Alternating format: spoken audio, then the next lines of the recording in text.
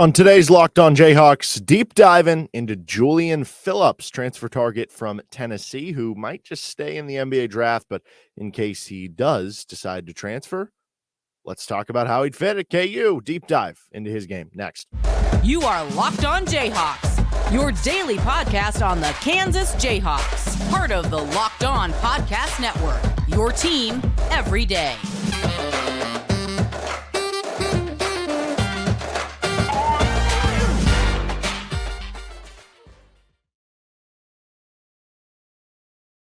You can hear me as well Monday through Friday from 3 to 6 p.m. on KLWN in Lawrence with Rock Chalk Sports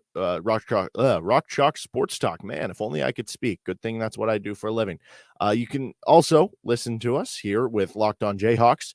Thanks for making Locked On Jayhawks your first listen every day. We are free and available wherever you get any of your podcasts. You can also find us, subscribe to us on our YouTube page. And on today's edition of Locked On Jayhawks, we're going to be talking Julian Phillips, deep dive into him. Now, as today of me recording, Julian Phillips has not made it official yet that he will be either staying in or pulling out. I'm kind of getting the assumption that he is going to stay in the draft, but we'll get to that here in a second. But should he come out, he would be very, very interesting for the KU side of things. First, though, this episode of Locked On Jayhawks is brought to you by FanDuel Sportsbook, the official sportsbook of Locked On. Make every moment more. Visit FanDuel.com/LockedOn today to get started. So, Julian Phillips is someone who was a 5-star recruit, top 20 recruit in the country, goes to Tennessee. Tennessee has the number one defense in the country, makes the Sweet 16, had themselves a very nice season. And he entered the NBA draft process. And on the last day possible, he also entered the transfer portal to kind of give himself options. But he's going through the NBA draft process. He entered all over the place in rankings headed into the combine week last week. These rankings are, once again, pre-combine. ESPN, he ranked 52nd. So that's like, oh, he could easily come back. CBS, he ranked 19th. So that's like, no, he's for sure staying in. And then The Athletic, right in between at 39, which is like, he could stay or could go. So basically you look at those and you're like, that means nothing. I don't know. So then at the combine, he, in some of the physical tests, performed very well, as you would imagine him to do, because that's what he's mostly known for, is being this incredible athlete. He had a 43-inch vertical leap, which was the leader in that regard, kind of stole the show. And I believe he actually pulled out after some of the testing at the combine. Now, could that just be because that was the plan all along from his camp, where, from his camp, he viewed it as, hey, we know we're going to test really well. We're a really good athlete.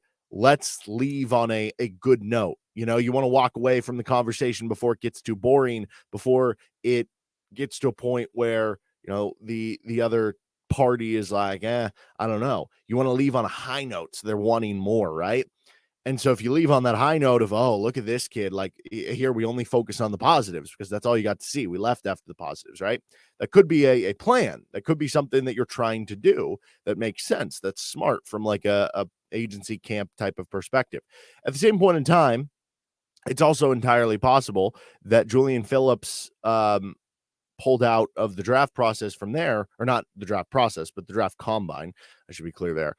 Because a team gave him a promise, right? A lot of times there's no need to keep doing things and show much that's going to change stuff up. And sometimes the NBA teams want this. Let's say there's a team that you just want to be a first round pick. You just want to have that guaranteed contract of being a first round pick. And let's say a team picking 25 or 28 or 26 or whatever is like, hey, we like what we saw. We are promising you, if you're available at our pick, we will take you there.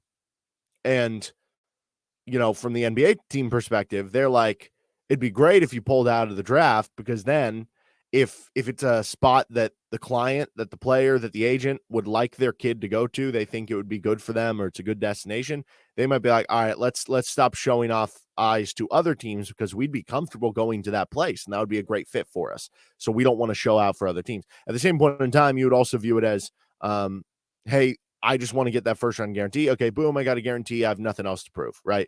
Like, I know worst case scenario, that's my landing spot. Now, it can be a bit of a dangerous game because what if that team tells you, I promise you're here. And then all of a sudden, somebody who was supposed to go in the top 10 falls to that point in the draft. And they're like, well, I know we promised you were going to go here, but we did not think that guy was going to be available. But if you maybe get 2 promises, then it's like, okay, now at this point, we feel really good about it.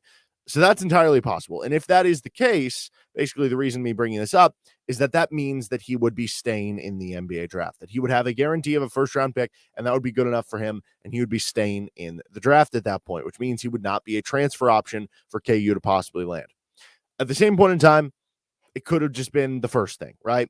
And I haven't really seen anything official about like KU reaching out, but certainly just kind of connect the dots about the idea that, hey, you're looking for somebody who can play the 3 and 4. He does those things. He's one of the better transfers available at this point. If he does decide to leave the NBA draft process and come back to college and go through the transfer portal process, which he has already entered, it would make so much sense for KU to be in on him, especially when you look at some of what he does well, some of his scouting report that Bill Self, he would be a Bill Self type player. And in a lot of ways would even be kind of a Kevin McCullough replacement for KU in a lot of different areas.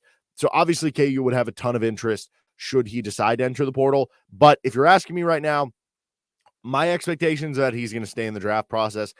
I think when you look at some of the rankings, when you look at some of the physical performance, I think there's too much there that I expect him to kind of stay in. But it is worth talking about, and it is worth monitoring because you still don't know at the end of the day. And this is the type of kid where this isn't someone who, if some team promised him he's going to go pick 28, it's never going to be better than that. No, because of his athleticism and size and length, he is the type of player, Julian Phillips, that if he came back, let's say he came back for sophomore year of college, wherever that was, and he had a really good offensive year or like a better offensive year, he averaged, 13 points per game and he shot 34% from 3, all of a sudden in a weak draft in 2024, maybe that is the type of guy that you would be talking about yourself being a lottery pick, right? So he does have real reason to possibly want to come back, and then he could soar up the rankings. But also, if he comes back and struggles in the same way offensively, it's risk because at that point, you have 2 bad years of offense where maybe then the first round discussion thing is out the book, right? So it is a risk reward for him to decide what he wants to do. But right now, that would be the way that I would certainly be leaning. All right, we'll get on to his scouting reports, strengths and weaknesses. First, this episode of Locked On Jayhawks is brought to you by FanDuel Sportsbook. Make a fast break to FanDuel during the NBA playoffs because right now, new customers can get a no-sweat first bet up to $1,000. That's $1,000 back in bonus bets if your first bet does not win. You can bet on all of the NBA Finals action, the NHL playoffs. Those have been super fun to bet on. Like you can get first goal scores and all that sort of stuff. And you can bet on, just picking a team to win the series. You can pick the series spread on FanDuel. You think it's going to end exactly in like game 6. You can get like plus odds on that sort of stuff. You can bet on who's going to be finals MVP. You can check it all out and build your own same game parlay for some extra fun while you're watching the finals. Maybe you want to, bet on Christian Brown to score 5 points in a game, which is usually like plus odds in a certain game. He didn't play in his last game, but he's been getting a lot of run for the Nuggets over the course of the playoffs. They have great promotions every day. It's safe and secure app. You get paid instantly, and there's no better place to bet on all the playoff action than America's #1 sportsbook. Visit FanDuel.com/LockedOn and get a no-sweat first bet up to $1,000. That's FanDuel.com/LockedOn. FanDuel, an official sports betting partner of the NBA. On to the scouting report we go for Julian Phillips, the swingman forward from Tennessee.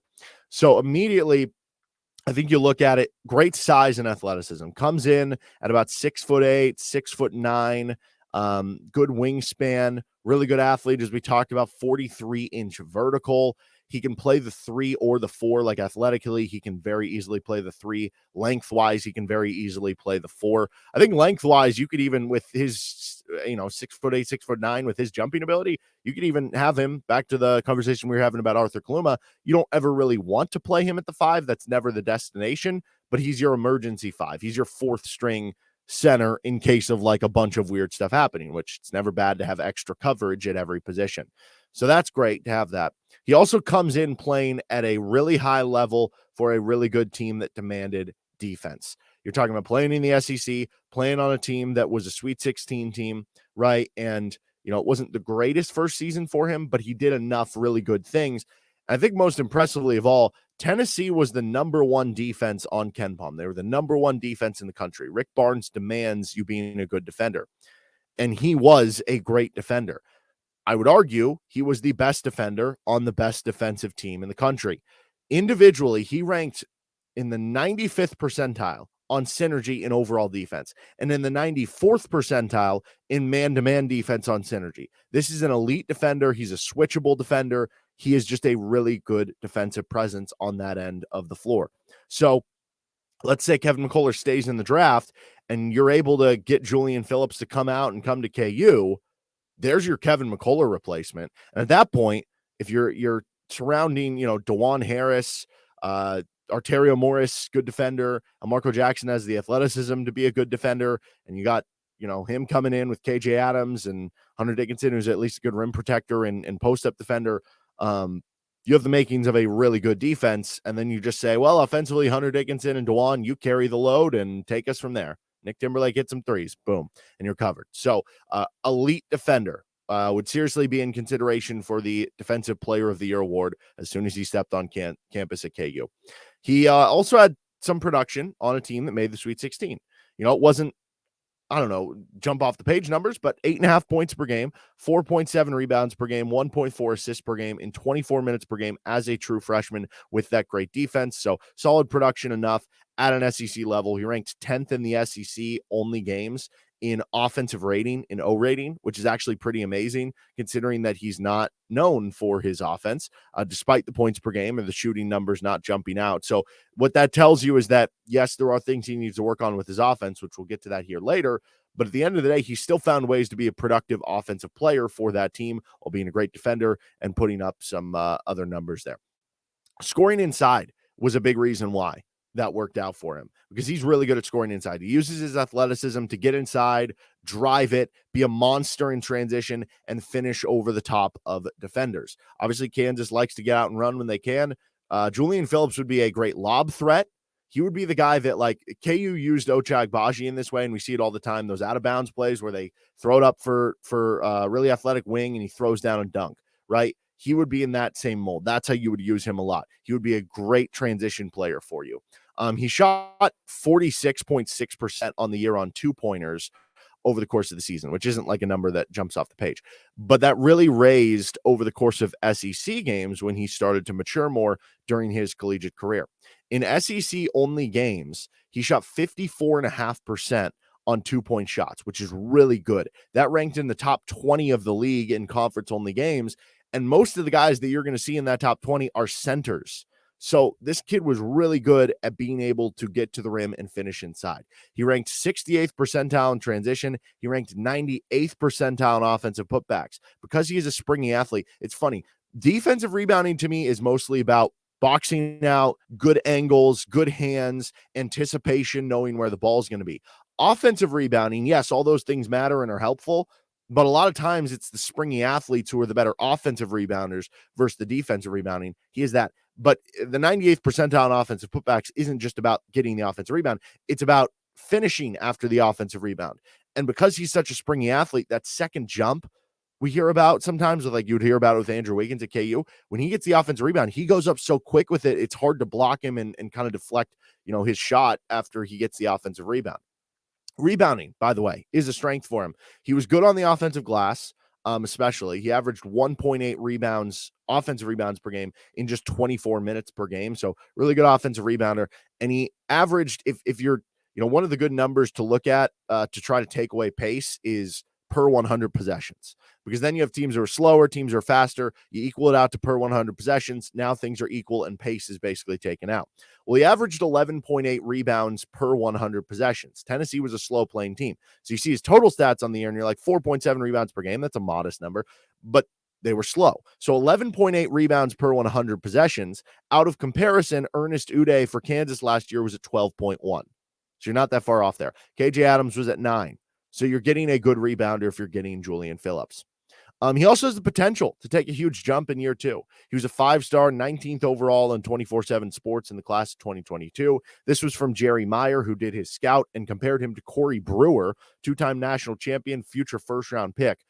Long, lanky, and athletic, has an NBA athletic pop to him, has a good feel for the game and a knack for coming up with the basketball. Outside shot is developing and expected to be reliable from beyond the arc. Good with the ball in the open court, straight line driver who can deliver a pass on the move. Very effective going to his left, which is his weak hand, and effective finishing with his left. High potential prospect who needs to gain weight and strength. And I think the biggest avenue for that improvement would be the shot. We'll get into the shot on weaknesses, but do keep in mind he shot 82.2% on free throws, which ranked 8th in SEC only games when he got it up to nearly 83%. So he's clearly got good touch. He got there at a solid rate too, so he shot a good amount of free throws. He clearly has touch. He clearly has more potential from three. If you can unlock that, this is a potential lottery pick because of the athleticism and the defensive ability and the driving ability. He just needs to figure out that shot and kind of the overall scoring acumen, and then you do have that potential lottery pick. On to the weaknesses, though, the three-point shooting. We'll start right there. He shot just 23.9% from three last season. He only took 17 threes in the 14 SEC games he played. That means that he wasn't overly confident in it. That means the Tennessee offense wasn't overly confident in it, and the percentage wasn't great either. He ranked in just the 20th percentile in spot-up shooting, going 7 of 29 or 24% from three-point range. So it's not like, well, he was at least a good spot-up shooter, but, we didn't really use him in that way because we had Vescovy or whatever. No, that wasn't totally the case. So you're looking to kind of rebuild the shooting here, which you're hoping for a big step in year two. Because of his defense and driving ability, if you can even get that up to like 30%, that's kind of the question, though. He also really struggled in the NCAA tournament. That's something to bring up here. He had 5 total points on 2 for 8 shooting in 3 combined games during the NCAA tournament. Did he lose favor with Rick Barnes in the rotation? Was he playing through injury? Whatever it was, that's certainly something to take note of. And then the last thing, will he take the jump in year 2, or will it take even longer, right? Some guys, it takes till year 3 to take that jump. Some guys till year 4. Will he take that jump on the offensive end in year 2, or will you be basically getting the same guy you got in year 1, which is still a very useful player, one of the best defensive players in the country, and a lot of good attributes, but certainly would make it for KU, as you're looking to add more floor spacing, a little bit more difficult for how much exactly he could play on the team, and you wouldn't really be able to play him next to KJ Adams, right? Now, this is from The Athletic. On his transfer little piece, it says he is long and switchable with aggressiveness that allows him to be effective on any player 1 through 4 that he's guarding. On top of that, he's an impactful help defender all over the court, rotating well within scheme and wreaking havoc for offensive players. Speaking of offense, that was a bit of a mixed bag this year. Phillips was a good shooter in high school that made some slight mechanical tweaks entering his freshman year that didn't pay off, as he made only 24% from 3. Because of that, he was actually at his best attacking the basket out in transition and as a cutter, averaging about 4 free throws and 8 points per game. Phillips is also an entry into the 2023 NBA draft and seen as a potential first rounder, blah, blah, blah. Okay, so something interesting to pull up there as far as the shooting thing. Phillips was a good shooter in high school that made some slight mechanical tweaks entering his freshman year. So maybe it just took a little bit longer and he was still working through the mechanical tweaks, and with just more reps over the summer here, that 3-point shooting will be better. But at least it was there in high school and he shot well from the free throw line. I think it's a bet that I would be willing to take because of how good he is in so many of the other ways. Let's finish up there, though, how he would fit in, final verdict, and where does he rank, I guess, if we're going to compare him to, say, Arthur Kaluma in the transfer portal with Locked On Jayhawks. Finishing things up with Locked On Jayhawks, how exactly you would fit in. By the way, on tomorrow's show, I think the plan is to do a Grant Nelson deep dive, but I guess if any big new stuff comes down, then we might pivot to that instead. So how Julian Phillips would fit in. Obviously his defense, you would look at having arguably the 2 best defenders in the Big 12 at that point with him and DeJuan Harris, and he would help make you probably a very elite defense at that point in time. He would obviously fit in as being a 3 and 4 man. If the shot came around, maybe you could play some lineups with him at the 3, KJ at the 4. Realistically, I think you'd be looking him as a 4-man who maybe could play a little bit at the 3 when Marcus Adams is in there, more realistically, because Adams would be the shooter. Maybe he's your emergency 5-man. I think it'd be a competition with him or KJ to start, but either way, they'd both be playing 22, 25 plus minutes per game. And I think that he would be just kind of a great fit to be that extra impact player in the rotation to kind of fill things out for you. Verdict, he's an obvious take if he's willing to commit. But let's say you have the choice. Let's say you have both Arthur Kaluma and Julian Phillips said they wanted to commit, which again, I remain to be on this side of I expect Julian Phillips to just stay in the NBA draft process. But let's say it is something that you do have the option there and you're like, well, we can't bring in both because it's going to upset too many people and we're not going to be able to fulfill both of them being, big enough role players, and it's not going to work out. I think you look at it, Kaluma would be the better offensive fit and has a more veteran presence. I know it's only one extra year, but you get a little bit older there, which is always helpful in college basketball. Phillips, I think, has the higher potential, the higher ceiling. I think he's the better defensive fit. Now, as far as it's interesting because a lot of this comes down to the offensive three-point shooting. And with Kaluma, he's shown to be a better three-point shooter so far in college. He hasn't been great, but he's been better at it. But with Phillips, because of the free throw shooting and his high school acumen, you can make the argument that the ceiling for the three-point shooting might be pretty similar there between both. I think, honestly, oh gosh, I don't even know. I almost lean Phillips ahead here and just bank on the potential working out, because the idea there is if the potential doesn't work out, you have KJ Adams that you can just play more instead, right? So that would be my lean, but if you end up with Kaluma too, I think that's just a great fit as well. At the same point in time, I don't know how realistic Phillips will be because I do expect him to be on an NBA team next season. But you never know. Transfer portal is weird. Draft process is weird. And you never know what's being said or what's working out kind of behind closed doors. All right, that'll do it for this episode of Locked On Jayhawks. Like I said, Grant Nelson deep dive coming up maybe on our next show here to get into what I view to be the number one guy available to go get. That'll do it for this episode of Locked On Jayhawks. You can find us anywhere you get any of your podcasts or on YouTube. Like and subscribe to the show. See you next time. Later.